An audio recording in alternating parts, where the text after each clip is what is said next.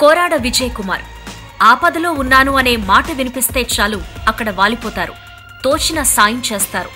సాయం చేసే వాళ్లను పోగు చేస్తారు. అందుకే ఆయనిప్పుడు కష్టంలో ఉన్న వాళ్లకు అన్నయ్యారు. చాలా ఇళ్లకు పెద్ద కొడుకయ్యారు. ఆస్తులను వారసత్వంగా తీసుకునే ఈ కాలంలో ప్రజలకు సేవ చేయాలి అన్న లక్ష్యాన్ని, గుణాన్ని తాత తండ్రి నుంచి తొణికిపుచ్చుకున్నారు విజయ్ కుమార్.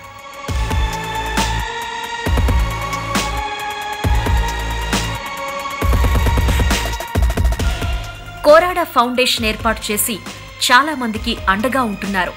విద్యార్థులకు స్కాలర్షిప్ల నుంచి ఉపాధి మార్గాలు కల్పించే వరకు ప్రతి విషయంలో నేనున్నానంటూ అందరికీ అండగా ఉంటున్నారు కోరాడ విజయ్ కుమార్.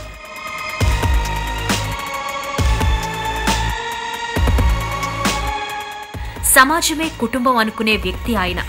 అందరూ తన ఇంటి వాళ్లే అనుకునే గుణం. అందుకే పండుగేదైనా ప్రజలతో జరుపుకుంటారు, ఆనందం పంచుకుంటారు. రాజకీయ నాయకులను చాలా మందిని చూశాం, కానీ మాలో ఒకడైన నాయకుడే విజయ్ కుమార్ అని జనాలు చెప్తూ ఉంటారు.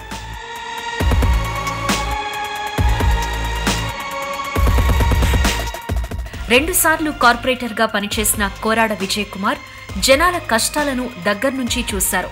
పరిష్కారం చూపేందుకు కృషి చేశారు. ఎందరో కన్నీటిని తుడిచి నిజమైన నాయకుడు అనిపించుకున్నారు. ఇన్నాళ్లు ఎన్నికల రాజకీయాలకు దూరంగా ఉన్న కోరాడ విజయ్ కుమార్ ఇప్పుడు మరోసారి పోటీ చేసేందుకు సిద్ధమవుతున్నారు. కోరాడను గెలిపించుకోవటం బాధ్యత. ఆయన గెలిస్తే తమను తాము గెలిచినట్టే, సమస్యలు కష్టాల మీద విజయం సాధించినట్లే అని జనాలు అనుకుంటున్నారు.